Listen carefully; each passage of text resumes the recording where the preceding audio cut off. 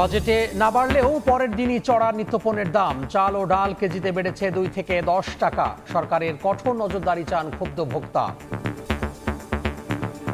বাজেটে কমতে পারে কিন্তু দোকানদাররা তো কমায় না। বাজেটের নাম শুননি বাড়ে যে বাজেটে কমলো না বাড়লো ওইটা কোনো দেখার বিষয় না। যেভাবে বাড়তেছে আমাদের চলা মুশকিল হয়ে যাচ্ছে আর কি। বাজেটে পেশ করছে এটার দাম কমবে ওটার দাম কমবে, সরজমিনে দেখলে আমরা উল্টো চিত্র। প্রতিটা চালের দামে বেড়ে গেছে। নতুন করে কিনতে যাব তখন যে আমরা বুঝবো যে আসলে এখানে কতটুকু প্রভাব পড়ছে। পুলিশ র্যাব দিয়ে বাজার নিয়ন্ত্রণ সম্ভব নয়। নীতি বাস্তবায়ন করলেই কমবে মূল্যস্ফীতি। বাজেট পরবর্তী সংবাদ সম্মেলনে অর্থমন্ত্রী।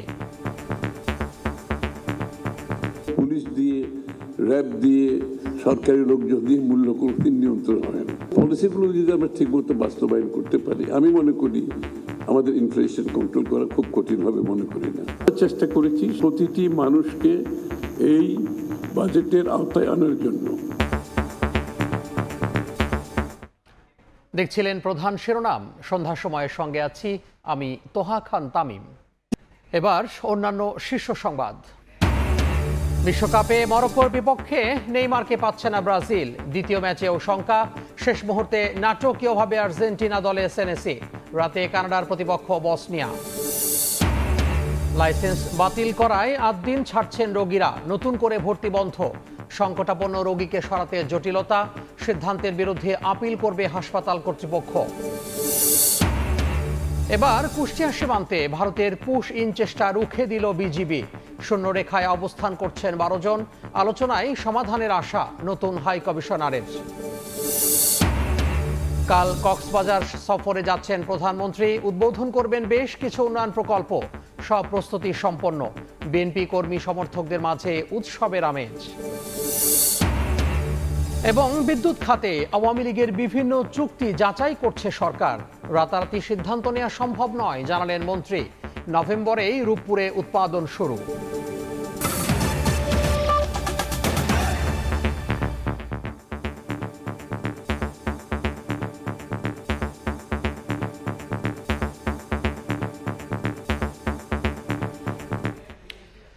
প্রস্তাবিত বাজেটে দাম কমানোর ঘোষণা দিলেও পরের দিনই বাজারে বেড়েছে নিত্যপণ্যের দাম।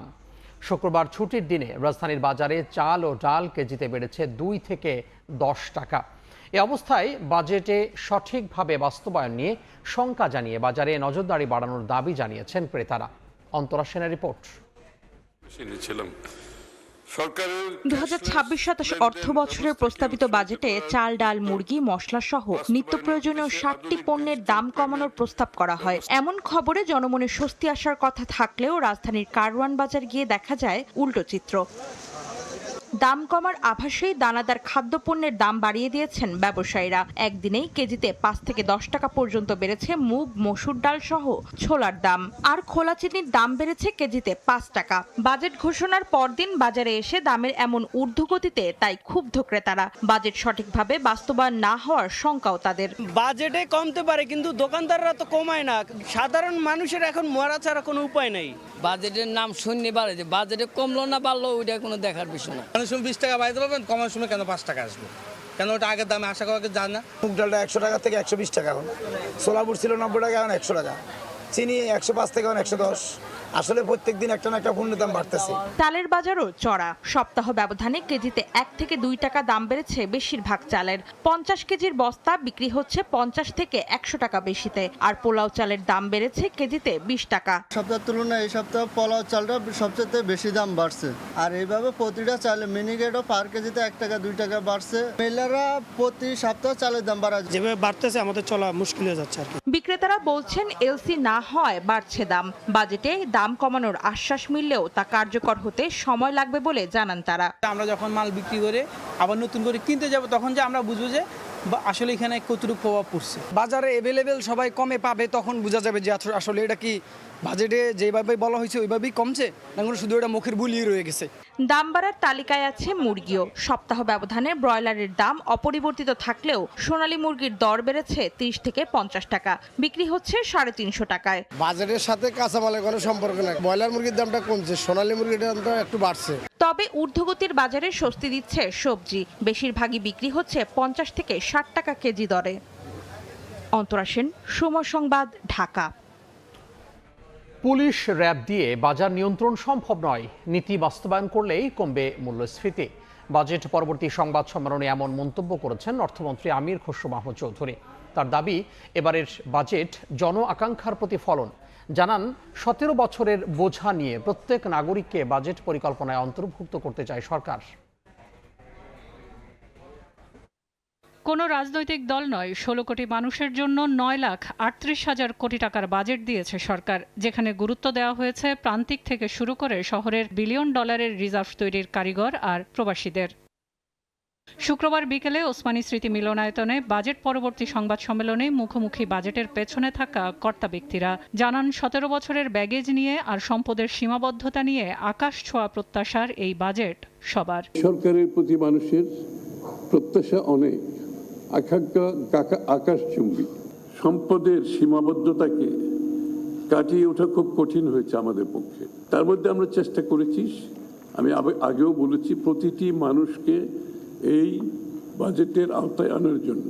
বাজেটে সামাজিক সুরক্ষা খাতকে সবচেয়ে বেশি প্রাধান্য দেওয়া হয়েছে জানিয়ে অর্থমন্ত্রী বলেন, ব্যাংক খাতে লুটপাটের প্রভাব পড়েছে মূল্যস্ফীতিতে। পে স্কেল বাস্তবায়ন হলে দুর্নীতি কমার বিষয়েও আশাবাদী তিনি। বাজেটটা কোনো দলের জন্য করি নাই, এই জায়গাটাই তো আমরা ভুল করতেছি।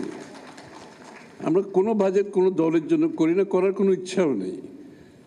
আমরা ফিনান্সিয়াল সেক্টরে একটা সিদ্ধান্ত নিয়েছি, কোনো ফিনান্সিয়াল সেক্টরে কোনো দলীয় লোক আমরা মনোনয়ন করব না, এটা পরিষ্কার করে আমি বলতে চাই, করব না আমরা। তো সুতরাং বাজেট হচ্ছে সকলের জন্য। ব্যাংক খাতের 3 ভাগের 1 ভাগই লুটপাট অবস্থায় পেয়েছে সরকার, যা মূল্যস্ফীতিতে প্রভাব ফেলছে উল্লেখ করে অর্থমন্ত্রী বলেন, আর্থিক খাতে কোনো রাজনৈতিক হস্তক্ষেপ থাকবে না। মূল্য নিয়ন্ত্রণ, বাজার নিয়ন্ত্রণ পুলিশ দিয়ে, র্যাব দিয়ে, সরকারি লোকজন দিয়ে মূল্য কোনোদিন নিয়ন্ত্রণ হয় না। এটা আরেকটা ভুল ধারণা। আপনাকে মূল্য নিয়ন্ত্রণ করতে হবে আপনার পলিসির মাধ্যমে এবং আপনার ম্যানেজমেন্টের মাধ্যমে। সুতরাং আমাদের পলিসিগুলো যদি আমরা ঠিকমতো বাস্তবায়ন করতে পারি, আমি মনে করি আমাদের ইনফ্লেশন কন্ট্রোল করা খুব কঠিন হবে মনে করি না। পাচার করা সম্পদ ফেরাতে পাচারকারীদের পিছু ছাড়বে না সরকার, জানান গভর্নর। আর রাজস্ব ঘাটতি থাকলেও এবার কালো টাকা সাদা করার কোনো সুযোগ থাকছে না বলে জানান এনবিআর চেয়ারম্যান। কালো টাকা সাদা করার কোনো প্রভিশন রাখা হয়নি। আমাদের প্রতিজ্ঞা হচ্ছে যে যারা টাকা চুরি করে নিয়ে গেছে তাদেরকে আমরা শান্তিতে থাকতে দিব না। আমরা বিভিন্ন দেশে টাকা ফ্রিজ হচ্ছে, অনেক জায়গায় আমরা একটা না অনেক মাল্টিল্যাটারাল এজেন্সির সাথে আমাদের এগ্রিমেন্ট করছি। বন্ধ কারখানা চালু করা ও বিপুল জনশক্তিকে কর্মসংস্থানে ফেরানোর উদ্যোগে অন্যতম চ্যালেঞ্জ জ্বালানি। সেখানে বারবারই জ্বালানি খাতের দুর্দশা আর অসহায়ত্ব উঠে আসে সংবাদ সম্মেলনে। সেলিয়া সুলতানা, সময় সংবাদ, ঢাকা। সরকার দুর্নীতি ও লুটপাটের বাজেট দিয়েছে মন্তব্য করে সংশোধনের মাধ্যমে বিনিয়োগ বান্ধব করার আহ্বান জানিয়েছেন জামাতের সেক্রেটারি জেনারেল মিয়া গোলাম পরওয়ার। আর এনসিপির আহ্বায়ক নাহিদ ইসলাম মতে, বড় বাজেট মানেই বড় দুর্নীতি। বৃহস্পতিবার জাতীয় সংসদে বাজেট ঘোষণা করে সরকার। শুক্রবার বিকেলে রাজধানীর বাংলা মোটর কার্যালয়ে তার প্রতিক্রিয়া জানায় জাতীয় নাগরিক পার্টি এনসিপি। এই বাজেট যদি পূর্ণাঙ্গভাবে কেউ বিশ্লেষণ করে, তাহলে আমরা দেখতে পাবো এই বাজেটটা মূলত একটা আলটিমেটলি প্রতারণার বাজেটে হয়েছে। জনগণের আশা আকাঙ্ক্ষার প্রতিফলন ঘটায়নি, বরং আমরা চরমভাবে হতাশ।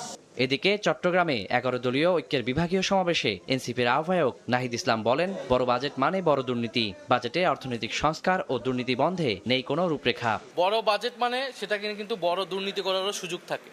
এই যে বিভিন্ন কার্ড বলেন, খাল খনন কর্মসূচি বলেন, সরকার দলীয় এমপিরা যে বরাদ্দ পাচ্ছে, যেটা বিরোধী দলীয় এমপিরা পাচ্ছে না, তারা সেটা কিভাবে খরচ করছে। অর্থাৎ কোথাও কোনো জবাবদিহিতা নাই, কোথাও কোনো স্বচ্ছতা নাই। এবং অর্থমন্ত্রীর পুরো বক্তব্যে আপনারা কিন্তু পাবেন না যে কিভাবে যে ঋণ খেলাপিদের টাকা তারা ফেরত নিবে, পাবেন না যে লুটেরা যারা গোষ্ঠী ছিল আওয়ামী আমলের, সেই টাকা কিভাবে তারা আদায় করবে, তাদের বিচার কিভাবে নিশ্চিত করবে। এর আগে রাজধানীর মগবাজারে দলটির কেন্দ্রীয় কার্যালয়ে সংবাদ সম্মেলন করে জামায়াত। এ সময় দলটির সেক্রেটারি জেনারেল মিয়া গোলাম পরওয়ার বলেন, দুর্নীতি ও লুটপাটের বাজেট দিয়েছে সরকার। এটা জনগণের, জনস্বার্থের, সমাজের প্রান্তিক মানুষের, উৎপাদনমুখী দেশের, স্বল্পোন্নত দেশ থেকে উন্নত দেশে উত্তরণের যে প্রক্রিয়া, এর পথে চূড়ান্ত বাধা হয়ে যাবে এই বাজেটটা। এডিপির নামে দুর্নীতি ও লুটপাটের সুযোগ তৈরি করে দেওয়ার তীব্র প্রতিবাদ জানাচ্ছি আমরা। ব্যাংকিং সেক্টরের অনিয়মের মধ্যেই এই বাজেট বাস্তবায়ন হলে দেশের অর্থনীতি ভেঙে পড়বে বলেও মনে করেন জামায়াতের সেক্রেটারি জেনারেল। দুর্নীতি ও ওয়ালিউল সাকিব, সময় সংবাদ, ঢাকা। বাজেটে বড় আকাঙ্ক্ষার প্রতিফলন হলেও বাস্তবায়নের চ্যালেঞ্জ দেখছে সিপিডি। গবেষণা প্রতিষ্ঠানটির মতে এনবিআর আর কাঠামোগত সংস্কার না হলে পূরণ হবে না রাজস্ব আহরণ লক্ষ্যমাত্রা। তবে বাস্তবায়নের ধারাবাহিক দুর্বলতা কাটিয়ে উঠতে পারলে বড় অঙ্কের বাজেট বাস্তবায়ন সম্ভব। খাদ্য ও জ্বালানি সরবরাহ নিশ্চিত করতে না পারলে মূল্যস্ফীতি কমবে না বলেও পর্যবেক্ষণ তুলে ধরে সিপিডি। নতুন অর্থবছরের জন্য প্রস্তাবিত বাজেট বিশ্লেষণ নিয়ে গবেষণা প্রতিষ্ঠান সেন্টার ফর পলিসি ডায়ালগ সিপিডির সংবাদ সম্মেলন। তারা বিভিন্ন শুল্ক হার জানানো হয়, সক্ষমতার অভাব দূর করতে পারলে বড় আকারের বাজেট বাস্তবায়ন অসম্ভব নয়। তবে রাজস্ব আদায়ের লক্ষ্য পূরণে প্রয়োজন এনবিআর এর কাঠামোগত সংস্কার। ডিরেগুলেশনের যেটা তারা করেছেন একটা প্রচেষ্টা, এটা একটা ব্যতিক্রমী এবং এটা একটা ডিপার্চার, খুবই ইম্পর্টেন্ট বাংলাদেশের অর্থনীতির জন্য। এটা সুদূর প্রসারী একটা ভূমিকা রাখবে। লক্ষ্যমাত্রাগুলির মধ্যে আমরা দেখতে পাচ্ছি যে বড় আকাঙ্ক্ষার প্রতিফলন হয়েছে। তো সেই প্রতিফলন, সেটা আকাঙ্ক্ষাটা ভালো, কিন্তু আসলে বাস্তবতার সাথে সেটা মেলানো দরকার। বর্তমানে যে সক্ষমতা আছে এনবিআরের, প্রশাসনিক দক্ষতা, অটোমেশনের দক্ষতা, এগুলি যে আছে সেইটার প্রেক্ষিতে এবং সংস্কার যদি আরও বেগবানভাবে শুরু না করা হয়, তাহলে সেই প্রেক্ষিতে এটা আহরণ করা 54% প্রবৃদ্ধি করা কষ্টকর হবে। বিএনপির নির্বাচনী প্রতিশ্রুতির প্রতিফলন ঘটেছে শিক্ষা ও স্বাস্থ্য খাতের বরাদ্দে। যদিও কৃষিতে বরাদ্দ কমে যাওয়াকে উদ্বেগজনক হিসেবে দেখছে সিপিডি। বিদেশি অর্থায়ন ব্যবহারেও সতর্ক না থাকলে ঋণের বোঝা আরও বাড়বে, সতর্ক করে সিপিডি। স্বাস্থ্য এবং শিক্ষা, তারা এই দুটো খাত টপ 5-এর মধ্যে রয়েছে। একটা জিনিস উল্লেখযোগ্য যে এখানে কৃষি খাতে এডিপির অ্যালোকেশন এটা কমেছে 4.7% থেকে এখন আগামী অর্থ বছরে 3.6% হবে। এটা আমাদের জন্য একটা উদ্বেগজনক বিষয়। খাদ্য ও জ্বালানি সরবরাহ না বাড়ালে যেমন কাজে আসবে না মূল্যস্ফীতি বাগে আনার উদ্যোগ, তেমন উপকারভোগী বাছাইয়ে স্বচ্ছতা নিশ্চিত করতে না পারলে সুফল মিলবে না ফ্যামিলি কার্ডের মতো সামাজিক উদ্যোগও। আগামী অর্থ বছরে 7.5% করা হয়েছে। সেটা অর্জন করতে হলে আসলে অনেক ধরনের পদক্ষেপ নিতে হবে। সেখানে খাদ্যের সরবরাহ বাড়াতে হবে, জ্বালানির সরবরাহ বাড়াতে হবে অ্যাফোর্ডেবল প্রাইসে। সামাজিক সুরক্ষা এবং অন্যান্য ফ্যামিলি কার্ড ইত্যাদি, কৃষি কার্ড, এগুলো দিয়ে তারা অন্তর্ভুক্তিমূলক যে একটা সম্পদ এবং আয়ের যে পুনর্বন্টন, সেটা করার চেষ্টা করেছে। সিপিডির পর্যবেক্ষণ, দেশীয় শিল্পের জন্য রেয়াত ও আমদানি পর্যায়ে কর সুবিধা দেওয়া হয়েছে। উৎপাদন বাড়িয়ে কর্মসংস্থান তৈরির উদ্যোগের প্রতিফলনও রয়েছে 2026-27 অর্থ বছরের বাজেটে। এর মধ্যে একটা এমএস আরিফিন, সময় সংবাদ, ঢাকা। সরবরাহ, কারণ আমাদের মূল্যস্ফীতিটা আমরা জানি। সন্ধ্যার সময় আরও থাকছে।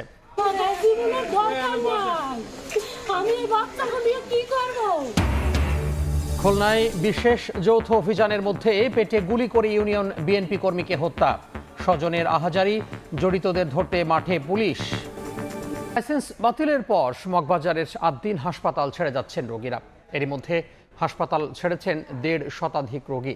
এছাড়া অর্ধ শতাধিক রোগী আইসিইউ, এনআইসিইউ, এইচডিইউ ও সিসিইউ এর মতো বিভিন্ন ক্রিটিক্যাল ইউনিটে চিকিৎসা নিচ্ছেন। রোগীদের স্থানান্তরে সব ধরনের সহযোগিতার কথা জানিয়েছে হাসপাতাল কর্তৃপক্ষ। লাইসেন্স বাতিলের বিরুদ্ধে আপিল করা হবে বলেও জানান আদ্দিনের পরিচালক। দায়িত্ব অবহেলার কারণে 6 শিশুর মৃত্যুর ঘটনায় বৃহস্পতিবার আদ্দিন হাসপাতালের লাইসেন্স বাতিল করে স্বাস্থ্য অধিদপ্তর। চিকিৎসাধীন রোগীদের অন্য হাসপাতালে সরিয়ে নিতে 24 ঘন্টা সময় বেঁধে দেওয়া হয়। হাসপাতাল সূত্রে জানা যায়, এরই মধ্যে হাসপাতাল ছেড়েছেন 1.5 শতাধিক রোগী। চিকিৎসাধীন রয়েছেন প্রায় 250 জন। অর্ধ শতাধিক রোগী আইসিইউ, এনআইসিইউ, এইচডিইউ সহ হাসপাতালটির বিভিন্ন ইউনিটে ভর্তি আছেন। তাদের অন্যত্র সরিয়ে নেওয়ার ক্ষেত্রে শারীরিক অবস্থার অবনতি সহ নানা জটিলতা সৃষ্টির শঙ্কা করছেন স্বজনরা। কারো 14 দিনের অ্যান্টিবায়োটিকের ডোজ আছে, কারো 7 দিনের আছে, কারো 10 দিনের আছে, আর বাচ্চাদের যারা লাইফ সাপোর্টে আছে, এদের দায়ভার এখন এই মুহূর্তে কে নেবে? হঠাৎ করে বেবিটাকে কিভাবে নেব? ওর অক্সিজেন লাগানো মানে খুব অবস্থা খারাপ। যে রোগীগুলো এখানে আছে তাদের আগে সেবা বিদায় করাবো, দেন পরে বন্ধ ঘোষণা করে সবচেয়ে ভালো হয়। জটিল রোগীদের অন্য হাসপাতালে সরিয়ে নেওয়ার ক্ষেত্রে পর্যাপ্ত বেড না থাকার অভিযোগ করেন কেউ কেউ। এক্ষেত্রে স্বাস্থ্য অধিদপ্তরের হস্তক্ষেপ চান তারা। আমের জন্য আসছি আমরা, অন্য কোনো হসপিটালে কোনো জায়গায় খালি নাই, তাহলে আমরা কোথায় যাব বাচ্চাগুলো নিয়ে? এতগুলো বাচ্চা কে কোথায় যাবে, মানে সবাই আতঙ্কে আছে। রোগীদের অন্য হাসপাতালে স্থানান্তরে সব ধরনের সহযোগিতার কথা জানিয়েছে হাসপাতাল কর্তৃপক্ষ। আগামী 3 মাসের মধ্যে আমরা উক্ত ওয়ার্ডের সকল সংস্কার কার্যক্রম সম্পন্ন করব। রোগীদের স্থানান্তরিত করতে বলা হয়েছে, রোগীদের যেন কোনো প্রকার ক্ষতি না হয় সে বিষয়ে আমরা খেয়াল রাখছি। গভর্নমেন্টের প্রতি আমরা সবসময় শ্রদ্ধাশীল, গভর্নমেন্ট আমাদেরকে যেভাবে বলে সেভাবে আমরা কাজ করব। লাইসেন্স বাতিলের সিদ্ধান্তের বিরুদ্ধে আপিল করবে আদ্দিন হাসপাতাল। গত 27 মে আদ্দিন হাসপাতালে চিকিৎসাধীন 6 শিশুর মৃত্যু হয়। এ ঘটনায় স্বাস্থ্য মন্ত্রণালয়ের তদন্ত কমিটি হাসপাতাল কর্তৃপক্ষের অবহেলার প্রমাণ পায়। দিন মোহাম্মদ সাব্বির, সময় সংবাদ, ঢাকা। কাল কক্সবাজার সফরে যাচ্ছেন প্রধানমন্ত্রী তারেক রহমান। দিনব্যাপী এ সফরে উন্নয়ন প্রকল্প উদ্বোধন, ভিত্তিপ্রস্তর স্থাপন, বৃক্ষরোপণ কর্মসূচি, রাজনৈতিক জনসভা ও সৌধি সমাবেশে অংশ নেবেন তিনি। সরকার প্রধানের সফর ঘিরে এলাকায় উৎসবের আমেজ। 1979 সালের ডিসেম্বরে কক্সবাজার সদর উপজেলার PM খালিতে সফর করেছিলেন শহীদ রাষ্ট্রপতি জিয়াউর রহমান। তিনি নিজ হাতে কোদাল চালিয়ে ঐতিহাসিক পাতলি খাল খননের সূচনা করেন। তার সেই স্মৃতি বিজড়িত খাল ও উন্নয়ন কর্মকাণ্ড আজও স্থানীয়দের কাছে ইতিহাস হয়ে আছে। সে ঐতিহাসিক ধারাবাহিকতা স্মরণে 13 জুন পাতলি খাল পুনর্খনন কার্যক্রমের উদ্বোধন করবেন বিএনপির চেয়ারপারসন ও প্রধানমন্ত্রী তারেক রহমান। উদ্বোধন শেষে তিনি স্থানীয় জনসভায় বক্তব্য রাখবেন। প্রধানমন্ত্রীর সফরের সার্বিক প্রস্তুতি ও নিরাপত্তা ব্যবস্থা সরজমিনে পর্যবেক্ষণ করেন স্বরাষ্ট্রমন্ত্রী। শান্তিপূর্ণ, সুশৃঙ্খল ও নিরাপদভাবে সফর সম্পূর্ণের লক্ষ্যে সংশ্লিষ্ট সব সংস্থা সমন্বিতভাবে কাজ করছে বলে জানান তিনি। মাননীয় প্রধানমন্ত্রী মূলত জাতীয় বৃক্ষরোপণ কর্মসূচি উদ্বোধনের জন্য গোলাজারা সাফারি পার্ক সংলগ্ন এলাকায় বৃক্ষরোপণের মধ্য দিয়ে সারা দেশে 25 কোটি বৃক্ষরোপণের উদ্বোধন করবেন। আমাদের বক্তব্য হচ্ছে, দেশে আইনের শাসন প্রতিষ্ঠা হবে, দেশের উন্নয়ন হবে, জনপ্রত্যাশা অনুযায়ী, আমাদের নির্বাচন অঙ্গীকার অনুযায়ী আমরা যে জন্য ম্যান্ডেট পেয়েছি জনগণের, সে সমস্ত প্রতিশ্রুতিগুলো বাস্তবায়ন হবে। সফরে প্রধানমন্ত্রী দুলাজারা সাফারি পার্ক পরিদর্শন করবেন। এরপর সংরক্ষিত বনে সরকারের 5 বছরে 25 কোটি বৃক্ষরোপণ কর্মসূচির উদ্বোধন করবেন, যা একই সঙ্গে সারা দেশে একযোগে শুরু হবে।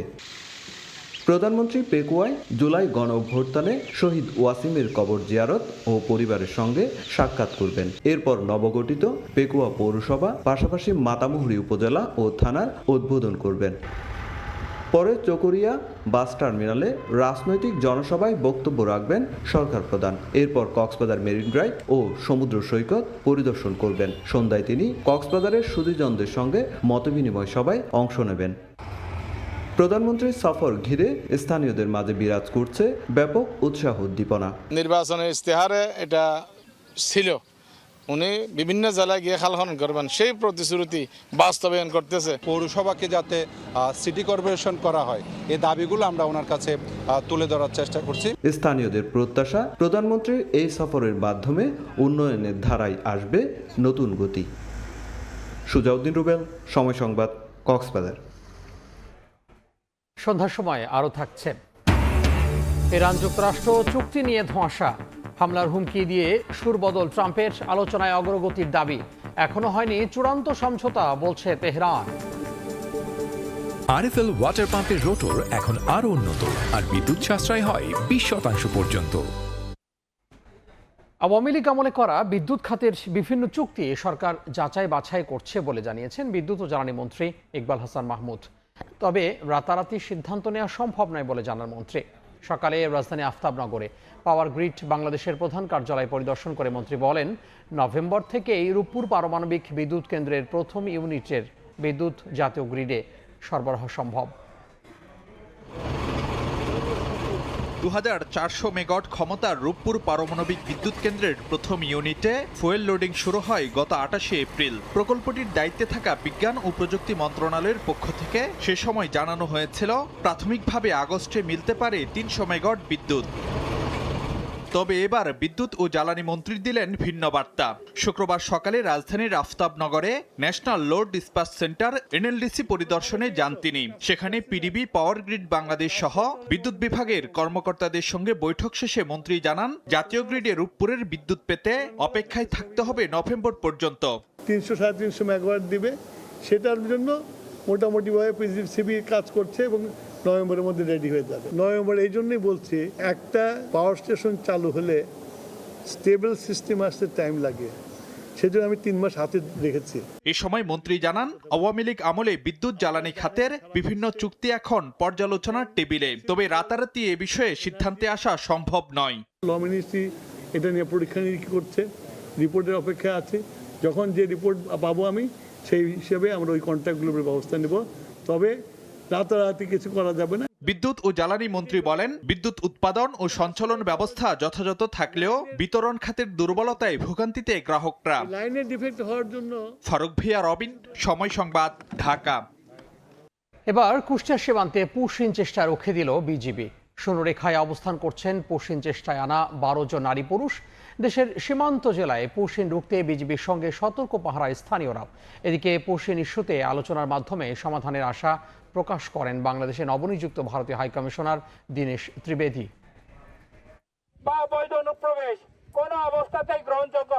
দফায় দফায় বিভিন্ন সীমান্ত দিয়ে পুশিনের চেষ্টায় বিএসএফ, তবে প্রতিবারই বিজিবির কঠোর অবস্থানের কাছে পরাস্ত হচ্ছে তারা। পাশাপাশি দেশীয় অস্ত্র হাতে রুখে দিতে অতন্ত্র প্রহরীর পাশে জাগ্রত গ্রামবাসীও।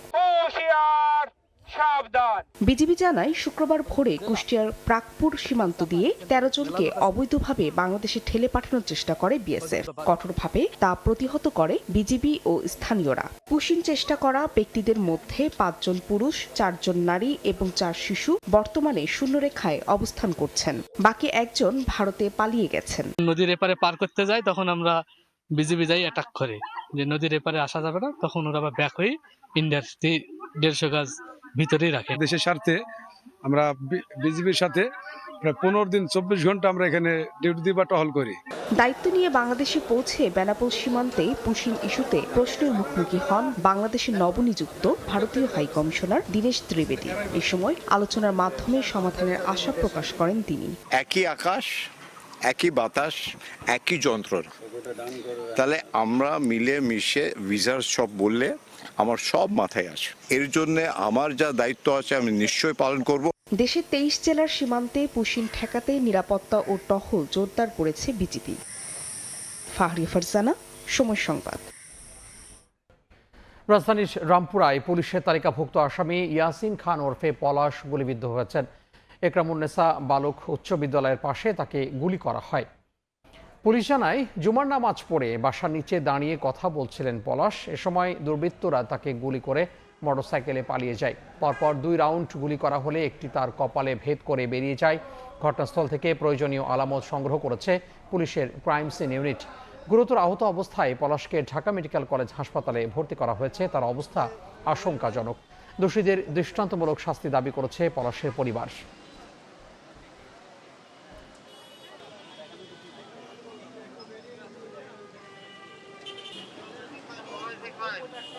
বাসাতে দৌড়ে যাই যে উনি যে এখানে গুলি করছে, এই আমরা আর কোনো কিছু দেখি না। দুর্বৃত্ত আইলো, 2টা হুন্ডা নিয়ে মাস্ক পরা, এই ধাপ ধাপ গুলি করলো, গুলি করে দৌড়।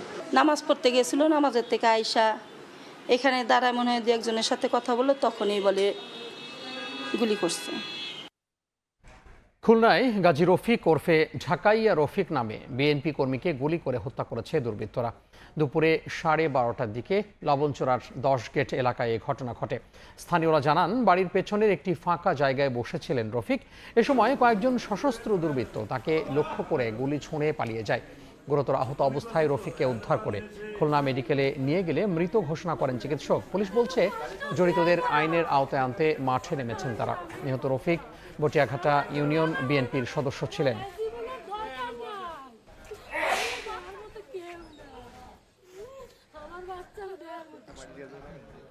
সন্ধ্যার সময় ইরানে হামলা থেকে সরে এসেছেন মার্কিন প্রেসিডেন্ট ডোনাল্ড ট্রাম্প। আলোচনায় গুরুত্বপূর্ণ অগ্রগতির দাবি করে পরিকল্পিত বিমান হামলা স্থগিতের ঘোষণা দেন তিনি।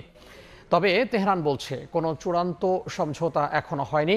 অন্যদিকে ইসরায়েলের দাবি, ইরানের ইউরেনিয়াম সমৃদ্ধকরণ কর্মসূচি বন্ধ সহ পারমাণবিক অবকাঠামো সীমিত করার বিষয়ে প্রতিশ্রুতি দিয়েছেন মার্কিন প্রেসিডেন্ট। দুই পক্ষের পরস্পর বিরোধী বক্তব্যে সম্ভাব্য চুক্তি ও আঞ্চলিক পরিস্থিতি নিয়ে নতুন করে অনিশ্চয়তা দেখা দিয়েছে। যুক্তরাষ্ট্রের ইলিনয় অঙ্গরাজ্যে শক্তিশালী টর্নেডো আঘাত এনেছে। বৃহস্পতিবার স্থানীয় সময় সন্ধ্যায় অঙ্গরাজ্যের স্ট্রেটার ও ড্রাইট এলাকায় এটি আঘাত হানে। টর্নেডোর আঘাতে বিভিন্ন স্থানে ব্যাপক ক্ষয়ক্ষতি হয়েছে বলে জানিয়েছেন বাসিন্দারা। বিদ্যুৎহীন হয়ে পড়েন ৭৯,০০০-এর বেশি মানুষ। তবে এখন পর্যন্ত হতাহতের কোনো খবর পাওয়া যায়নি। বেশ কয়েকটি কাউন্টিতে টর্নেডো সতর্কতা জারি করা হয়েছে।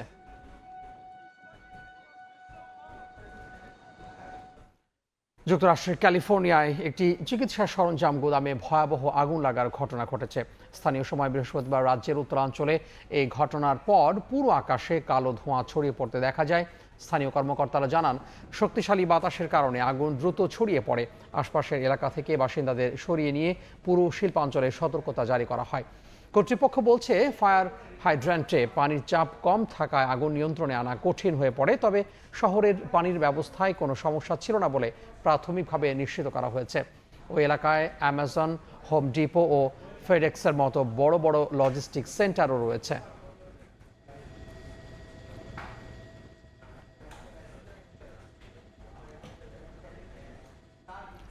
এ পর্যায়ে শীর্ষ সংবাদগুলো জানিয়ে দেব আরও একবার। বাজেটে না বাড়লেও পরদিনই চড়া নিত্যপণ্যের দাম। পুলিশ, র্যাব দিয়ে বাজার নিয়ন্ত্রণ সম্ভব নয়। নীতি বাস্তবায়নেই কমবে মূল্যস্ফীতি। সংবাদ সম্মেলনে অর্থমন্ত্রী।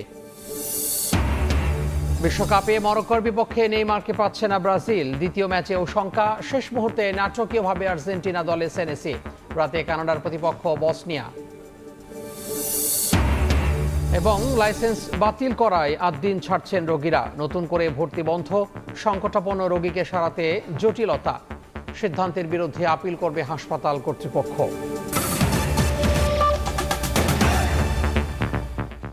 এই ছিল সন্ধ্যার সময়। দর্শক, বিশ্বকাপ ফুটবলের মহাযজ্ঞ সরাসরি সম্প্রচার করছে সময় টেলিভিশন। দেখতে চোখ রাখুন সময়ের পর্দায়। এরপর জনপদের সময় নিয়ে সঙ্গে থাকবেন সহকর্মী গোলাম রাব্বি। আমি আপনাকে ধন্যবাদ। জনপদের সময় নিয়ে আসছে কিছুক্ষণ পর। সঙ্গেই থাকুন সময়ের।